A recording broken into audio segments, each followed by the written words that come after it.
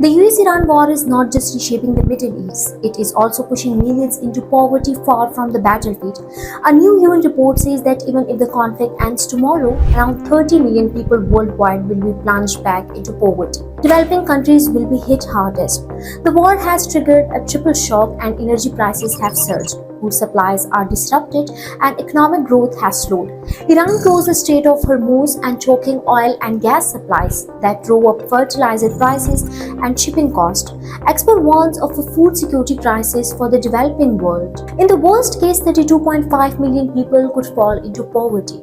Half of them would be in 37 net energy importing countries across the Gulf, Africa, Asia, and small island states. Rich countries can absorb the shock, but poorer nations cannot. Western government cut aid spending by $174 billion in 2025 and nearly a quarter less than the previous year.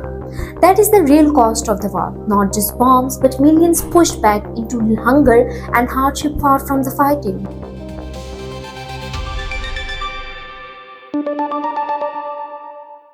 So there was some talk going around that not a single woman has signed up to run in the Gilgit-Baltistan election this June. But as it turns out, that was not true at all. In reality, more than 20 women have stepped up and filled their papers to race for a seat. They are running in about half of the areas across the region. In places like Astor and Hunza, we are seeing several women competing at the same time, which is actually a big deal for local politics. The confusion may be happened because the deadlines for different types of seat were a bit spread out. But now the air is clear. Women are definitely in the running. With nearly a million people registered to vote this time, having women on the poll is a huge step toward making sure everyone's voice is heard.